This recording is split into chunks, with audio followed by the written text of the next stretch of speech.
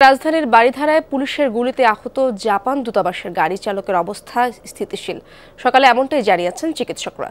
তারা বলেন, আহত সাজ্জাদের পেটে ও হাতে দুটি গুলি লেগেছে। রাতে চিকিৎসা দেওয়ার পর এখন অবস্থা অনেকটাই স্থিতিশীল, তবে পুরোপুরি শঙ্কামুক্ত নন তিনি।